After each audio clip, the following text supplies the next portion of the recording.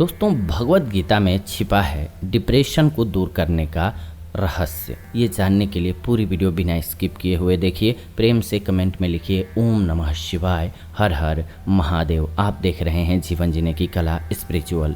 प्रतिदिन की भाग दौड़ भरी दिनचर्या में काम और घर परिवार से जुड़ी हुई कई बातें आपको मानसिक रूप से थका देती हैं और तनाव का कारण बनती हैं। अगर आप मानसिक तनाव के शिकार हैं तो आपको श्रीमद् भगवत के श्लोक पढ़ने चाहिए।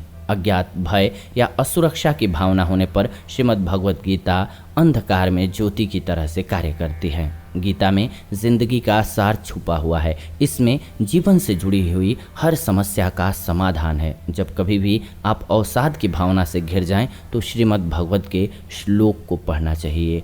सवाल का आपको जवाब मिल जाएगा। जितने आपके सवाल हैं सबका सबसे पहले तो वर्तमान का आनंद लो। जी हाँ, पहला रूल यही है गीता का। बीते कल और आने वाले कल की चिंता नहीं करनी चाहिए, क्योंकि जो होना है वही होगा, जो होता है अच्छा ही होता है। इसीलिए वर्तमान का आनंद लीजिए। आत्म भाव में रहना ही मुक्ति है। जी हाँ, नाम, पद, प्रतिष्ठा, संप्रदाय, धर्म, स्त्री या पुरुष हम नहीं हैं और ना ही यह शरीर हम हैं। ये शरीर अग्नि, जल, वायु, पृथ्वी, आकाश से बना हुआ है और इसी में मिल भी जाएगा। कुछ भी जतन कर लीजिए, आप इसे बचा नहीं पाएंगे। लेकिन आत्मा स्थिर है और हम आत्मा हैं। आत्मा कभी नहीं मरती है, न इसका जन्म है और न ही मृत्यु है। आत्म भाव में रहना ही मुक्ति है। यहाँ सब बदलता है। परिवर्तन संसार का नियम है। यहाँ सब बदलता रहता है। इसीलिए सुख, दुख, लाभ, हानि, जय, पराजय, मान, अपमान इत्यादि में भेदों में एक भाव में स्थित रह करके हम जीवन का आनंद ले सकते हैं। यानी कि मनोबल जब आपका सही रहेगा तो ये चीज़ें आपको बहुत विचलित नहीं करेंगी, क्योंकि ये जीवन का एक शेड है, एक रंग है जो कि चलती रहेंगी, आती जाती रहेंगी।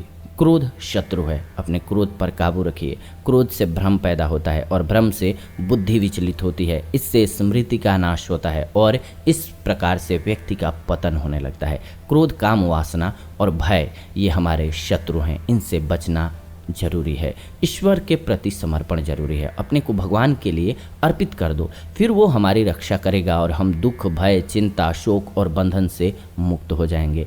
ईश्वर के लोग, बहुत लोग कहते हैं, नास्तिक लोग, ज़रूरत क्या है? यहीं पर ज़रूरत होती है। जब तक आपकी आसक्ति और किसी में आस्था न हो, फिर वहीं इंसान टूट जाता है और बिल्कुल लोनली, अकेला फील करने लगता है। ईश्वर में भी आस्था नहीं है, दुनिया के लोगों में भी विश्वास नहीं है, वो फिर अपना जीवन नष्ट कर बैठता है। इसलिए आस्था होना जरूरी है और उनसे स्वार्थ रहित आस्था आपकी हो सकती है ईश्वर से, क्योंकि वो स्वार्थ विहीन रिश्ता आप वहाँ पर रख सकते हैं। वो आपका कुछ नहीं लेने वाले हैं। उनको सारी प्रॉब्लम भी शेयर कर देंगे ईश्वर से। वो आपका कुछ नहीं लेने वाले हैं, ना ही आपका उपहास कभी करने आने हैं, ना ही उन्होंने कभी आपका मजाक उड़ाना है। आप लौकिक लोगों को सोच सकते हैं, दोस्तों को सोच सकते हैं, चलो कुछ ऐसे होंगे जो कि मजाक उड़ाने लगेंगे, लेकिन आप ईश्वर पर ट्रस्ट आंख बंद करके कर सकते हैं और सारी प्रॉब्लम अपने उनको सुना सकते हैं। और आप जानते हैं ह्यूमन साइकोलॉजी के अकॉर्डिंग भी, अगर आप अपनी प्रॉब्लम्स को कह पाते हैं तो प्रॉब्लम उतनी बड़ी नहीं होती है जितनी कि आप किसी से कह ही ना पाएँ तब होती है। इसके अलावा नज़रिए को शुद्ध कीजिए। हमें अपने देखने के नज़रिए को शुद्ध करना होगा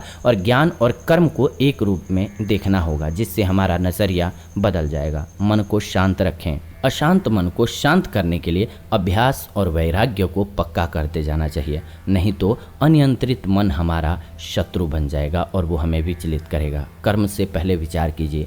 हम जो भी कर्म करते हैं उसका फल हमें ही भोगना पड़ता है, इसीलिए कर्म करने से पहले विचार कर लेना चाहिए। जैसे कि आप किसी वजन को उठा रहे हैं तो आपको पता है कि वो उठेगा, उसका परिणाम क्या लेना है वो आप जानते हैं, आपके माइंड में तय है। तो ऐसे ही किसी भी कर्म को जब आप करते हैं तो उसका फल तो आपको मिलेगा। आप ज़रूरत से ज़्यादा वजन उठाने की कोशिश करेंगे तो आपको पेट में खिंचाव आएगा। हाँ, आप ज़रूरत भर वजन उठाएंगे तो उसे उठा लेंगे और लेके चले भी जाएंगे। तो इसलिए बहुत ज़रूरी है कि आप कर्म को सही से तौल लीजिए, फिर कीजिए, अपना काम कीजिए। कोई और काम पूर्णता से करने से कहीं अच्छा है कि हम अपना ही काम करें, भले ही वह अपूर्ण क्यों न हो। अपने काम की वैल्यू अलग होती है। इसके अलावा सभी के प्रति समानता का भाव, सभी कर्मों में कुशलता और दुख रूपी संसार से वियोग का नाम योग है। यानी कि कभी कभी संसार में आसक्ति परेशान कर सकती है, फलाने ने हमारा नुकसान कर दिया, नहीं तो मैं यहाँ होता, नहीं तो मुझे ये नुकसान हो गया, नहीं तो मैं ये होता। ऐसी चीज़ें भी परेशान करती हैं। तो गीता कहता है कि आप यथार्थ को छोड़ दीजिए, वहीं पर आप अपने आप पर फोकस कीजिए। आप क्या बेस्ट कर सकते हैं हर स्थिति में, बस ये देखिए। जो छूट गया, जो किसी और ने कर्म किया, उसको उसका भुगतान करने दीजिए।